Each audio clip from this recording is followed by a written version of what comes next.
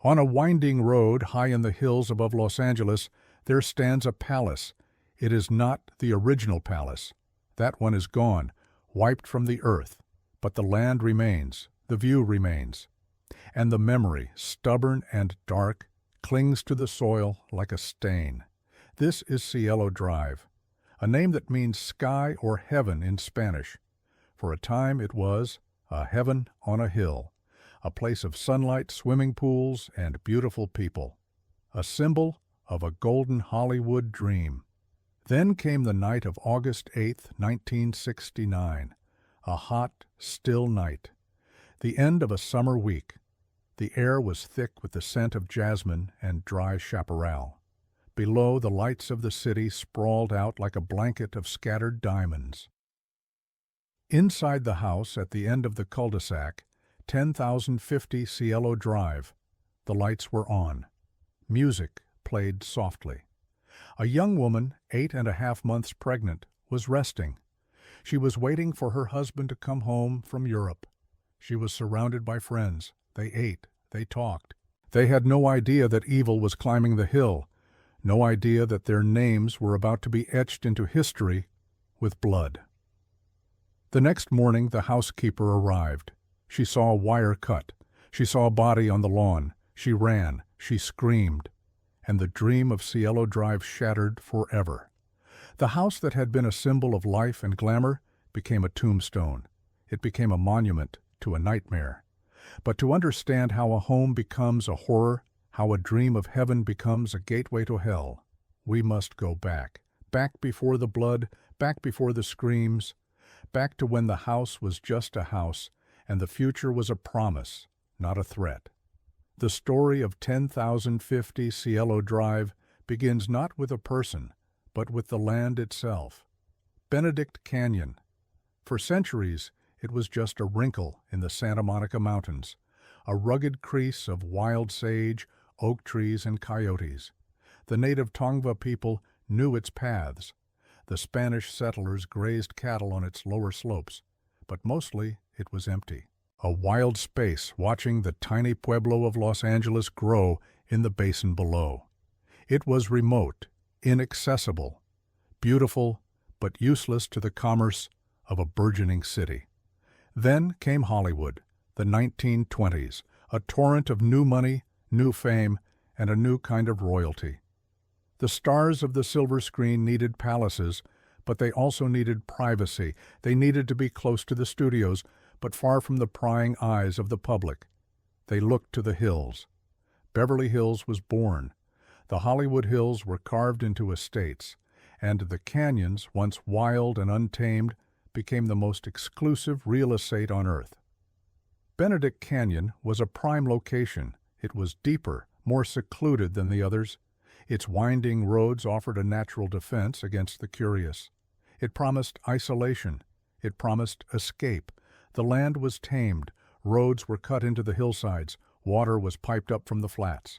Plots were carved out, each one promising a panoramic view of the city, a private kingdom suspended above the noise and the chaos. This was the vision, a bucolic enclave for the new aristocracy, a place where the manufactured dreams of the movie industry could find a real-world home. The air was different up there, cleaner, quieter. It was a place to breathe, a place to forget you were in a city at all. Into this landscape in the early 1940s came the idea for a house, not a sprawling, ostentatious mansion in the style of the early movie moguls. Something different, something with taste, something with soul. The commission came from a French actress, Michelle Morgan. She wanted a home that reminded her of the European countryside, a rustic farmhouse, a place of quiet elegance, a refuge from the war that was consuming her homeland. The man hired to create this vision was Robert Byrd, an architect known for his ability to blend his creations with the natural landscape. He wasn't a modernist. He didn't build glass boxes that defied the terrain.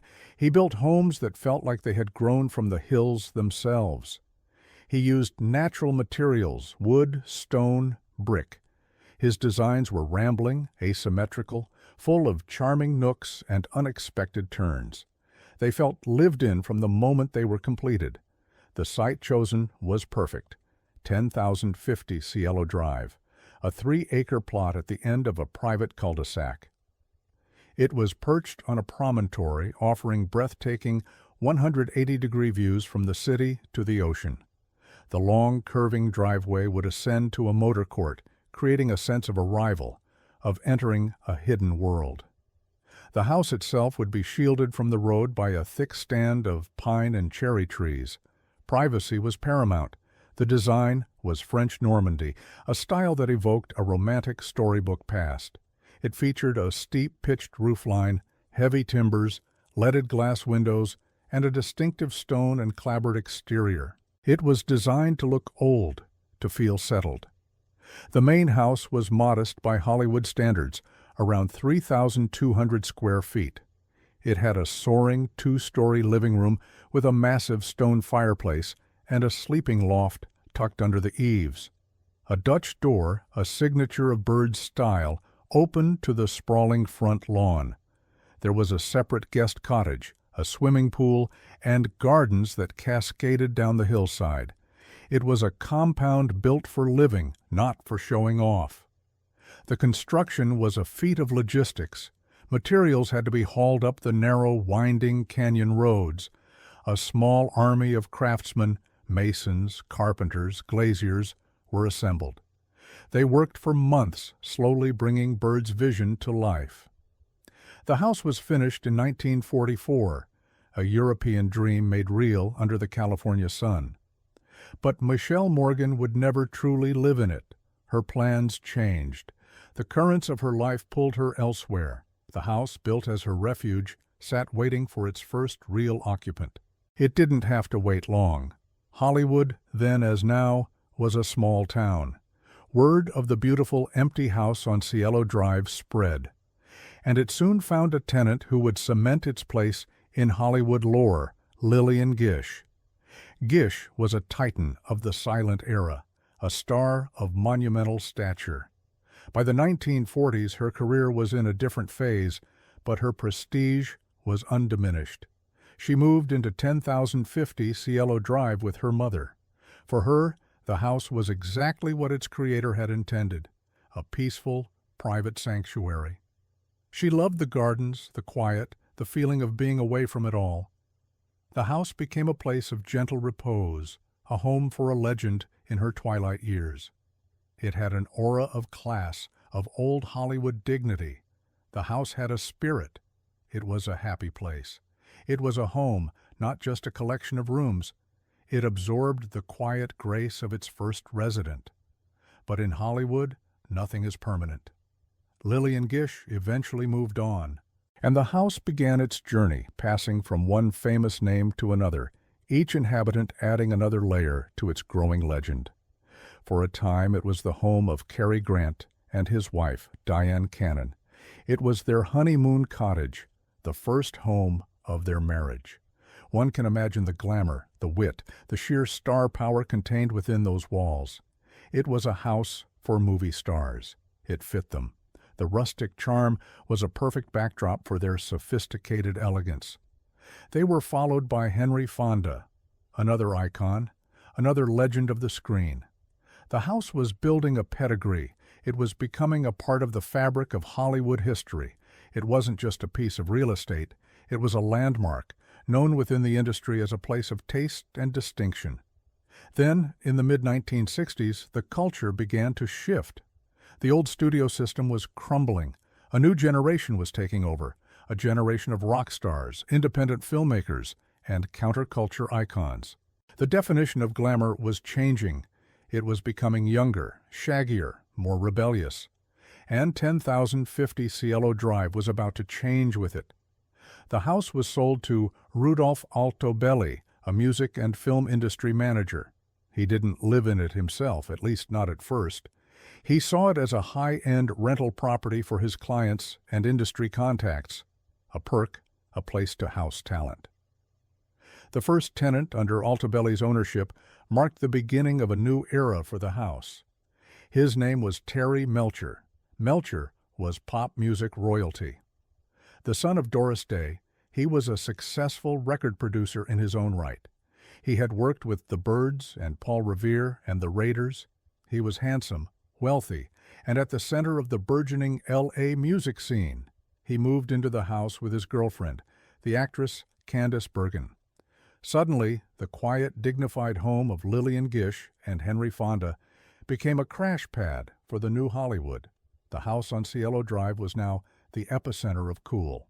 The parties were legendary. On any given night, you might find members of the Mamas and the Papas, the Beach Boys, or Buffalo Springfield lounging by the pool. Music was always playing. The air was thick with the sweet smell of marijuana. It was a vibrant, creative, chaotic scene, a constant parade of musicians, actors, groupies, and hangers-on. The house was alive with the energy of the 60s. It was during this period that a new face appeared at the gate. A short, intense man with wild eyes and a magnetic, unsettling charisma. He was a musician, or so he claimed, an aspiring songwriter. He was often accompanied by a coterie of young, adoring women. His name was Charles Manson. Manson had become acquainted with Dennis Wilson, the drummer for the Beach Boys. Through Wilson, he was trying to break into the music industry. He saw Terry Melcher as his ticket. Melcher was a kingmaker, a man who could make him a star.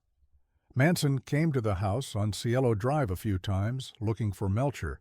He was a fringe figure, a strange presence on the edge of the glittering scene. Melcher listened to his music. He gave him an audition. But he saw no talent there, just rambling, disjointed folk songs. He passed, he rejected him. It was a casual business decision, a minor event in a busy producer's life, but it was a decision that would have catastrophic consequences. Manson was enraged by the rejection. In his twisted mind, it was more than just a professional setback. It was a personal insult. It was the entire establishment, the rich, beautiful, successful people in their fancy houses on the hill, laughing at him. The house at 150 Cielo Drive became a symbol of that rejection. It became a focal point for his festering hatred and resentment. He had been to the gate of the Magic Kingdom, and the door had been slammed in his face. In early 1969, Terry Melcher and Candice Bergen moved out. The constant party was over. The house was once again empty, waiting for its next occupants. Alto Belli, the owner, soon found them. A golden couple who seemed to embody everything the era promised: beauty, talent, and limitless potential. Their names were Roman Polanski and Sharon Tate. Polanski was a celebrated Polish film director, a survivor of the Holocaust who had become one of the most exciting and provocative filmmakers in the world. His films, like Rosemary's Baby, were dark, psychological, and critically acclaimed. He was an artistic genius, intense and demanding. Sharon Tate was his wife.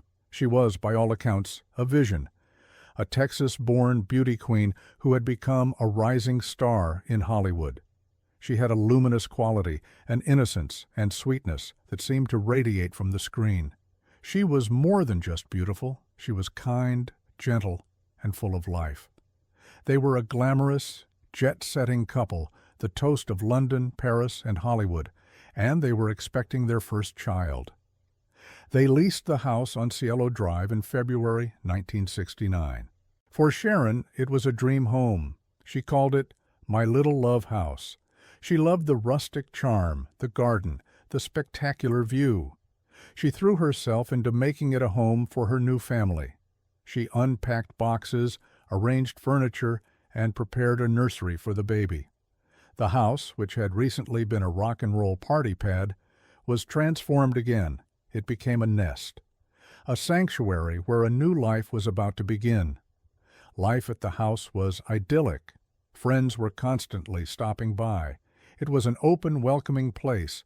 People came and went. The doors were often unlocked. It was a different time, a time of perceived innocence and trust, especially within the secluded bubble of the Hollywood Hills. Sharon loved to entertain. She was a warm and gracious hostess. The house was filled with laughter, conversation, and anticipation. In the spring of 1969, Polanski had to fly to London for work. Sharon stayed behind, nesting, seeing friends, and waiting for the birth of their child. The baby was due in late August. She was happy. She was content. She felt safe in her house on the hill. She had no idea that the man who had been rejected at her gate was stewing in the desert, his mind curdling with paranoia and apocalyptic visions. She had no idea that he still saw her house not as a home, but as a symbol that he intended to destroy. The summer of 1969 was a tense time in America. The Vietnam War raged. The counterculture movement was fracturing. There was a dark undercurrent to the peace and love ethos. In the scrubland of the San Fernando Valley, at a derelict movie set called Spawn Ranch, Charles Manson was gathering his followers. He called them his family. They were a collection of lost, impressionable young people, mostly women, who saw him as a messiah. He controlled them completely, using a cocktail of drugs, sex, and quasi-religious prophecies he called helter-skelter. He preached that an apocalyptic race war was coming. He believed the Beatles' White Album was speaking directly to him, predicting the chaos. He told his followers that they needed to kickstart this war by committing a series of shocking, brutal murders. The murders had to be gruesome. They had to be blamed on black militants. The goal was to ignite panic and chaos, and he knew exactly where to begin. He chose the house at 10,050 Cielo Drive, the house where Terry Melcher, the man who had rejected him, used to live. In his warped logic, it didn't matter that Melcher was no longer there. The house itself was the target. It represented everything he hated: the success, the glamour, the Hollywood establishment that had shut him out. He was going to send a message written in blood. On the evening of August 8th, he gathered 4 of his most loyal followers: Charles Tex Watson, Susan Atkins, Patricia Krenwinkel, and Linda Kasabian. He gave them their instructions: go to that house on Cielo Drive, the one where Melcher used to live, and totally destroy everyone in it, as gruesome as you can. He told them to leave a sign, something witchy. The 4 of them got into an old Ford and drove from the desolate ranch toward the glittering hills of Beverly Hills. They were armed with knives, a rope, and a .22 caliber revolver. Kasabian, who was the only one with a valid driver's license, drove. She was nervous. She was the only one who seemed to grasp the horror of what they were about to do. The others were like zombies, programmed for murder, their minds clouded by drugs and Manson's brainwashing. Inside the house, the evening was quiet. Sharon Tate, now just 2 weeks from her due date, had spent the day with friends. That evening, she had dinner at her favorite restaurant, El Coyote, with 3 friends: Jay Sebring, a celebrated men's hairstylist, and her former boyfriend, Wojciech Frykowski, a friend of Polanski's from Poland and an aspiring screenwriter, and Abigail Folger, Frykowski's girlfriend and the heiress to the Folger coffee fortune. They returned to the house around 10:30 p.m. They were relaxed, unsuspecting. Frykowski fell asleep on the living room sofa. Folger went to her bedroom to read. Tate and Sebring were in her bedroom talking. The house was peaceful, a perfect summer night. Just before midnight, the old Ford driven by Kasabian reached the bottom of Cielo Drive. Tex Watson climbed a telephone pole and cut the phone lines to the house, severing its connection to the outside world. They parked the car and began to walk up the long, dark driveway. As they approached the gate, a car's headlights suddenly appeared coming towards them. The driver was Stephen Parent, an 18-year-old boy who had been visiting the property's caretaker in the guest house. He was just a kid, in the wrong place at the very worst time. Watson stepped out of the shadows and ordered him to halt. Parent begged for his life. "Please don't hurt me," he pleaded. "I won't say anything." Watson didn't hesitate. He lunged at him with a knife and then shot him 4 times. The first life was taken. The night's horror had begun. They pushed the car further up the driveway and approached the main house. The Dutch door was decorated with an American flag for the summer. A light was on in a front window. They crept around the property, peering inside. Watson cut a screen on a window and climbed in. He then opened the front door and let Atkins and Krenwinkel inside. Kasabian remained outside, a terrified lookout. Watson found Frykowski sleeping on the couch. He kicked him in the head. Frykowski, startled, asked who he was and what he was doing there. "I'm the devil," Watson replied, "and I'm here to do the devil's business." The nightmare had entered the house. Atkins was sent to round up the others. She found Folger in her bedroom. Then she found Sharon Tate and Jay Sebring in the master bedroom. She herded them all into the living room at knife point. The four friends were now captives, facing the intruders. They were terrified, confused. They didn't understand what was happening. They offered them money, anything they wanted. But the intruders didn't want money. They wanted lives. Watson ordered them to lie on their stomachs. He began to tie a rope around Sebring's neck and threw the other end over one of the wooden ceiling beams. He looped it around Sharon Tate's neck as well. Sebring protested, trying to protect the pregnant Sharon. "Can't you see she's pregnant?" he said. For his concern, Watson shot him. Then he stabbed him 7 times. Chaos erupted. Frykowski, who had been tied up with a towel, managed to free himself. He fought for his life. He struggled with Atkins, who stabbed him in the legs. He staggered out the front door, screaming for help. Watson chased him onto the lawn. He caught him and bludgeoned him with the butt of his gun, breaking it to pieces. Then he stabbed him again, and again, and again, 51 times in total. Inside, Abigail Folger had also broken free from Krenwinkel. She ran out a side door towards the pool area. Krenwinkel chased her down, tackling her and stabbing her. Watson joined in. They stabbed her 28 times. Her white nightgown was now soaked in red.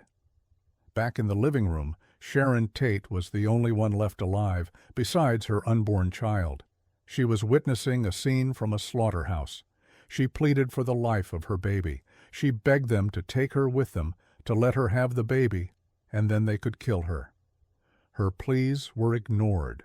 Susan Atkins later recounted holding her down. Tex Watson stabbed her 16 times. "Mother, mother," were among her last words. The killing was done. The house was silent again, except for the soft music still playing on the stereo. The scene was one of unimaginable carnage. The living room, once a place of warmth and welcome, was now a charnel house. Before they left, Susan Atkins took a towel, dipped it in Sharon Tate's blood, and wrote a single word on the front door: "Pig." It was the witchy sign Manson had ordered. They walked out of the house, changed their bloody clothes, and drove away, back to the desert, leaving 5 bodies and a shattered dream behind them. The next morning, August 9th, was bright and sunny, a typical Los Angeles summer day. Winifred Chapman, the housekeeper, arrived for work around 8 a.m. She noticed the downed phone line at the bottom of the property. She thought nothing of it. As she walked toward the house, she saw what she thought was a red stain on the lawn. Then she saw the body of Wojciech Frykowski. She saw the open door. She didn't go inside. She ran to a neighbor's house, screaming. "There's bodies and blood all over the place." The police were called. The first officers on the scene were unprepared for what they found. The brutality was shocking. It was a scene of overkill, of frenzied ritualistic violence. The word "pig" on the door, the rope over the beam, the sheer number of stab wounds. It didn't look like a robbery gone wrong. It looked like something else, something much darker. The news broke. The murders at the Polanski residence. The headlines were sensational. Hollywood was gripped by terror. The victims were famous, beautiful, successful. If they weren't safe in their secluded mansion, who was? A wave of fear and paranoia washed over the city. People bought guns. They hired security guards. The carefree, open-door culture of the hills vanished overnight. The 60s, with all its promises of a new age of freedom and love, seemed to die in that house. The house itself, 10,050 Cielo Drive, became a character in the story. It was no longer just a house. It was the murder house, the Tate house. Its address was broadcast around the world. The crime scene photos, leaked to the press, showed the interior in gruesome detail. The cozy living room with its stone fireplace was now infamous. The loft where Sharon Tate had been putting together her nursery was now a symbol of stolen innocence. The Dutch door with the word pig scrawled on it became an icon of horror. The investigation was chaotic at first. The police had no leads. The motive was a mystery. For months, the case remained unsolved, feeding the city's fear. Then, a breakthrough. Susan Atkins, in jail on an unrelated charge, began bragging to a cellmate about her role in the murders. The story she told was so horrific, so bizarre, that it was almost unbelievable. But the details matched. The police had their lead. One by one, the killers were rounded up at Spahn Ranch. Charles Manson was arrested. The world was about to learn the twisted motive behind the slaughter. The trial was a media circus. Manson, with a swastika carved into his forehead, turned the courtroom into his stage. His followers, the Manson girls, camped outside, singing songs and proclaiming his innocence. The prosecution, led by Vincent Bugliosi, painstakingly pieced together the story of Helter Skelter. The world was captivated and horrified. The story of the murders became a modern folk tale, a parable about the dark side of the American dream. While the trial raged, the house on Cielo Drive sat empty, a silent monument to the tragedy. Rudolph Altobelli, the owner, couldn't sell it. He couldn't even rent it. Who would want to live there? He moved in himself for a few years, perhaps to prove it was just a house. But the stigma was too strong. It had become a tourist attraction for the morbidly curious. A constant stream of cars drove up the cul-de-sac. People would stop and stare. Some would try to trespass, to get a piece of the tragedy for themselves. The house was a wound that wouldn't heal. For 2 decades, the house lingered in this limbo, a beautiful home tainted by an ugly history. It was a landmark of American crime, as famous as the Texas School Book Depository. It was a ghost on the hill, a place where the bright promise of the 60s had been violently extinguished. Then, in the early 1990s, the house found a new and deeply strange tenant, a musician who was not afraid of its dark history. In fact, he seemed to embrace it. His name was Trent Reznor, the creative force behind the industrial rock band 9 Inch Nails. Reznor was looking for a unique space to record his next album. When he found out the house on Cielo Drive was available, he was intrigued. He rented it and moved his recording studio into the cavernous living room, the very spot where the murders had taken place. He didn't try to hide the house's past. He called the studio Le Pig, a direct reference to the word written in blood on the door. He even kept the American flag that Sharon Tate had hung on that door. It was in this house, soaked in the memory of unimaginable violence, that Reznor created his masterpiece, The Downward Spiral. The album is a dark, brutal, and claustrophobic exploration of self-destruction and despair. The music seemed to channel the house's haunted energy. The location became part of the album's mythology. It was a controversial move. Many saw it as ghoulish and exploitative, a cheap publicity stunt. Reznor himself later came to regret the decision. He said that while he was living there, he met Sharon Tate's sister, Patty. She asked him if he was exploiting her sister's death. The question hit him hard. He realized that the history he had found fascinating was a real, raw, and ongoing tragedy for a family. The ghoulishness of it all finally sunk in. "I don't want to be the guy living in the house where Sharon Tate was killed," he said. He moved out shortly after. The house was empty once again, but its time was running out. The owner, Altobelli, had finally found a buyer. a developer who had a plan to deal with the house's toxic legacy. The plan was simple and brutal: demolition. In 1994, the bulldozers arrived on Cielo Drive, the house that Robert Byrd had built, the home that had sheltered Lillian Gish and Cary Grant, the love nest of Sharon Tate, the studio of Trent Reznor, was systematically torn down. They started with the roof, then the walls. The great stone fireplace was reduced to rubble. The loft was ripped apart. The foundations were dug up. Nothing was to be left. It was a deliberate, methodical erasure, an attempt to scrub the stain from the land. The demolition was a media event. News crews filmed as the iconic house was dismantled piece by piece. Souvenir hunters flocked to the site, trying to grab a brick, a piece of wood, anything to connect them to the infamous story. The developer reportedly had the salvaged materials destroyed to prevent them from being sold as macabre memorabilia. The house at 10,050 Cielo Drive ceased to exist. It was gone. But the land remained, the view remained, and the value of that prime piece of Beverly Hills real estate remained. The developer who tore down the old house set about building a new one, a much larger one, a sprawling 18,000-square-foot Mediterranean-style mega-mansion. It bore no resemblance to the charming French Normandy house it replaced. It was a fortress of modern luxury, with a dozen bathrooms, a wine cellar, and a movie theater. To further distance the property from its past, the street address was officially changed. 150 Cielo Drive vanished from the map. The new estate was given the address 166 Cielo Drive. The new house was given a name, Villa Bella, the beautiful villa.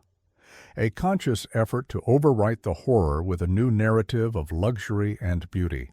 Today, Villa Bella stands on the site. It is a magnificent home owned by a wealthy television producer. It is private. It is secure.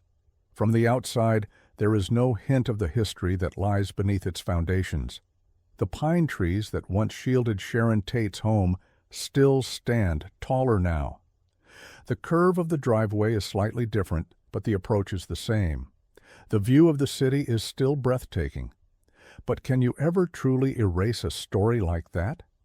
Does changing an address and tearing down a building remove the ghost? The story of 10,050 Cielo Drive is more than the tale of a house. It's the story of an era's end. It's a cautionary tale about the darkness that can lie just beyond the floodlights of fame. The Manson murders didn't just kill 5 people, they killed an idea. The idea that beauty and love could conquer all. The idea that you could leave your doors unlocked. The house is gone, but the story endures. It is told in books, in documentaries, in films. It is whispered on Hollywood ghost tours. The name Cielo Drive will forever be linked with the name Manson. The memory is now part of the landscape, an invisible but permanent resident. What is the legacy of a place like this? Is it a curse, or is it just a reminder? A reminder that houses are just wood and stone. They absorb our lives, our joys, and our sorrows, but they are inanimate. The evil that visited 10,050 Cielo Drive did not come from the house. It came from people. It came from a failed musician's twisted ego and the lost souls he bent to his will. The house was just the stage, a beautiful, tragic stage. So when you look at the hills above Los Angeles, at the twinkling lights of the mansions perched in the darkness, remember the one that is no longer there. Remember the little love house at the end of the cul-de-sac.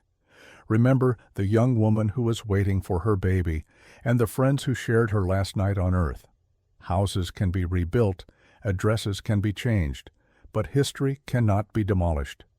The sky above Cielo Drive is the same sky, and every night it watches over a piece of land where a dream once lived and a nightmare was born. The story is a scar on the face of Hollywood, a permanent shadow in the California sun. Every mansion has its secrets. Every dream has its price.